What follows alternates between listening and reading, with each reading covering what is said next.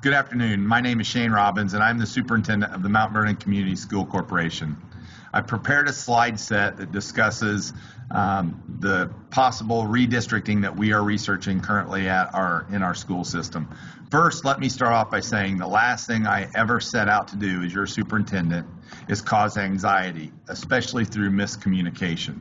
It is my responsibility to ensure transparency in our practices while providing the very best environment with the greatest amount of opportunity possible for our children.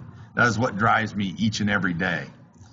With that said, it is true that I am researching the possibility of redistricting our current elementary boundaries. However, the primary reason for this is not for the reasons that have been widely communicated. Later on in this presentation, I will provide you with a fact myth slide. However, for right now, let me say this. If we did not do anything, we would be fine. Our elementary schools were designed architecturally to hold student enrollments ranging from 850 to 1,100 students, depending on the student-teacher ratio for each class. I've been tracking the enrollment since the day I arrived in our community with the assistance of Kathy Reed, our data steward. We have a slide containing our enrollment across the district that we update every 2 weeks. I do this so I can see exactly how our true enrollment projections are affecting our buildings. I think it's important to understand that school districts do play a big role in the growth, development, and stability of a community. Our school district has 3 fantastic state-of-the-art elementary school buildings with caring and compassionate staff in each one of them. We are working hard to celebrate our students and provide them with the innovative opportunities that they deserve. We are also one of the few districts that are managing to control our financial debt and not push it off on our community through referendums. We, as you know, our board about 3 months ago agreed to not collect the 3rd and final year of our general fund operating referendum.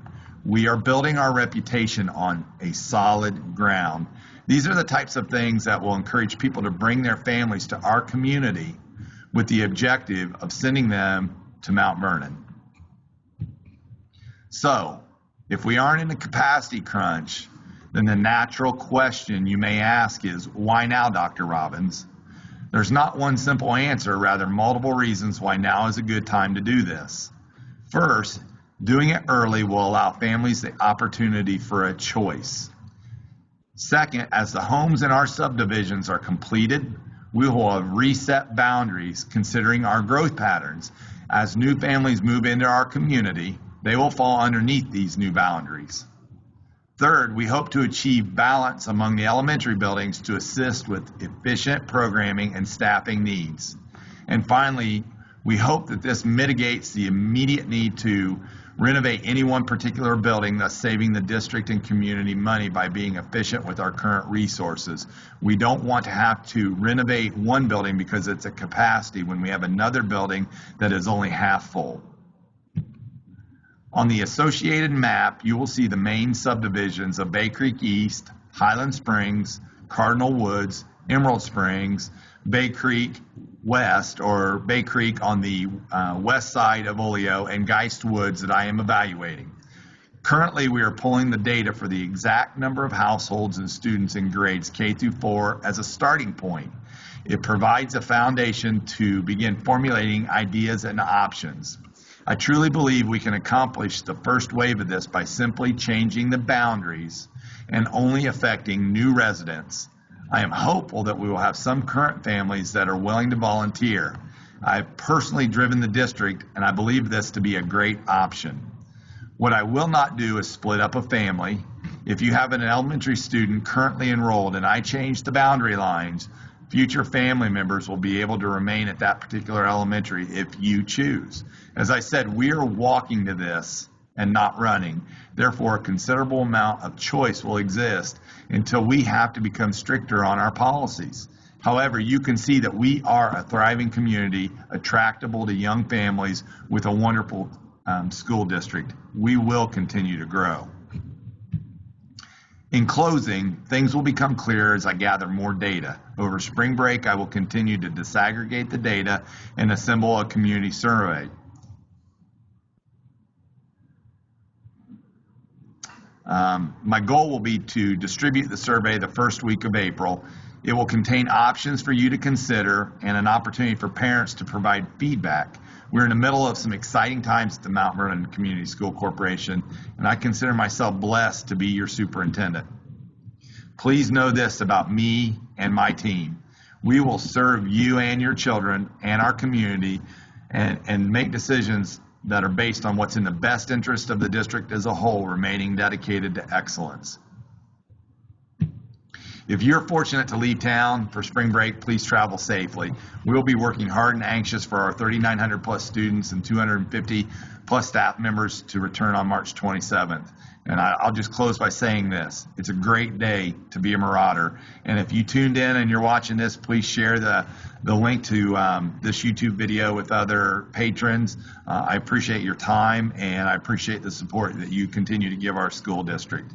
And as promised, the last slide I do have here is the facts and myths slide I put together with 4 main facts and myths to questions that are out there that I wanted to answer. So I'll leave this slide up and let you take a look at it. The first one is out-of-district transfer students are causing capacity problems, specifically at McCordsville Elementary School. First, we do not have capacity problems at any of our 3 elementary schools. For the most part, we have plenty of room to grow in all 3 of those elementary schools, and we continue to have low student to teacher ratios with a couple of exceptions. The only reason those exceptions occur is because we did have several student move-ins in a couple different situations across the district, and we will address that with the schedule for the next school year.